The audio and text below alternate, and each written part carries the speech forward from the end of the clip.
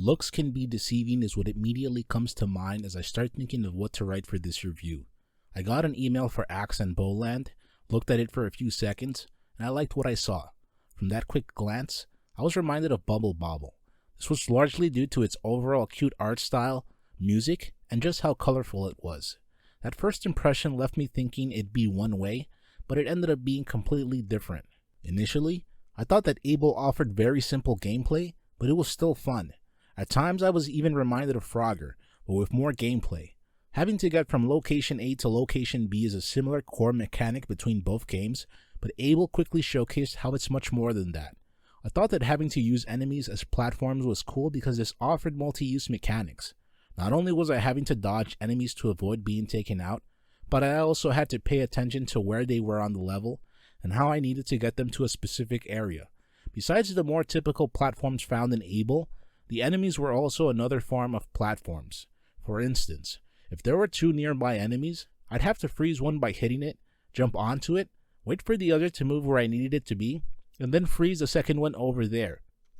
It didn't take long for me to realize that Able would largely revolve around having to do this repeatedly, but what's cool is how it took this simple idea and turned it into much more. Environmental hazards helped spice things up.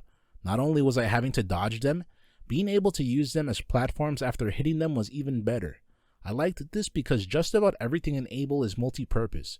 It made me think that nothing in Able was meant to go to waste, or that it was there just because. That's not to say that Able is without its flaws. There definitely were a few of them.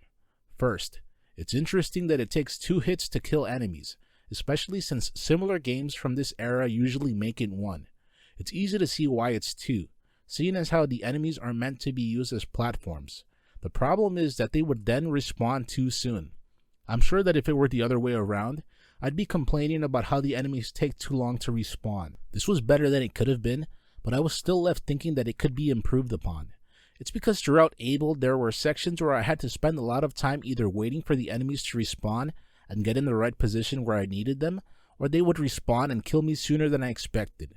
This was especially frustrating because some of the levels in Able were long. It was mainly a mix of the levels being long simply because they were long, but also because of their difficulty. Checkpoints helped balance this out, but that's something I'll explore some more in a bit. Towards the middle of my time with Able, I started to think that there was an imbalance between the playable characters, Axel and Bowie. Axel's levels were complex and took up the majority of Able. On the other hand, Bowie's levels were shorter and more straightforward. Bowie's levels came off more like an afterthought, even if they reminded me of Gauntlet, and you could say worked as a palate cleanser. Despite having just said that, if the game only featured Axel's levels, it would have felt more like a cohesive experience. Bowie could still be featured as a side character, like Peach or Toadstool. I've already mentioned some of the different mechanics featured in Able. Something else I liked about them was how they were introduced in new areas/levels. For example, having to platform on logs in water while avoiding alligators. There were more examples of similar mechanics introduced later, and I liked how they were more of what had been featured early on.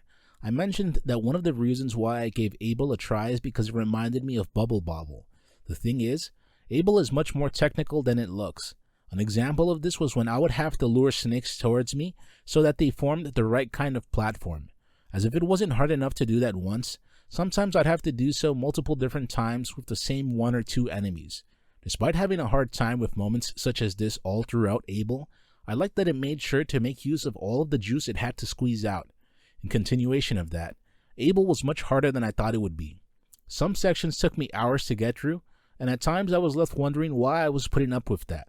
You could say it's because I'm stubborn and wanted to be able to prove to myself that I could overcome Able's difficulty, but it's also simply because it means that it did something right. There are plenty of games out there that are just as hard or harder, but I don't feel encouraged to keep trying. I'd like to be able to exactly pinpoint what it was that left me wanting to keep trying despite hours of frustration, and at times having no idea what was being asked of me. That was especially true for level 5-3, because that area's calling card were platforms that disappeared when you went through them. I'd like to be able to showcase that here, but I ended up losing footage of that. At first, I thought the checkpoints really weren't needed. They eventually started to be useful as the levels got harder, so that helped, but I didn't feel like they were absolutely necessary. It was towards the end of Able that I started to miss the fact that they were no longer there because of how hard things got to be. It was to the point where some levels were harder than bosses, and that left me feeling a bit confused. It's not only because at this point in time, I'm used to bosses being harder than what came before them, but also because there was a pretty big difference between what was being asked of me in the overall levels and the boss fights. The boss fights felt more traditional and to the point, whereas the levels and their specific mechanics asked much more of me. One of the best compliments I can give Axel Bowland is that I didn't think I would spend so much time with it. It was very easy to lose track of time playing it, and it's not just because I played it on my Steam Deck. It likely has a lot to do with its portability and being able to get comfortable in all sorts of positions, but Axel Bowland's offerings also had a lot to do with that. Something that's surprising to me, even at this point, is how I initially thought of Axel Bowland and how much time I spent with it. It looks like a forgettable retro game that's beatable in a few hours, but I ended up spending close to 30 hours with it. While I don't see myself coming back to it anytime soon, the fact that I spent so much time with it says a lot about the kind of game Axel Bowland is. I don't think I'd recommend it to a general audience. It's really meant for retro game lovers that enjoy challenging gameplay. If that's something you're into or would consider giving it a try, please feel free to do so. Are there any games that looked like they wouldn't offer much and yet got you hooked? What are your thoughts towards games having or not having checkpoints? Is more gameplay a good thing no matter what? If you enjoyed this content, please feel free to like, comment, subscribe, and share. Thank you very much for watching.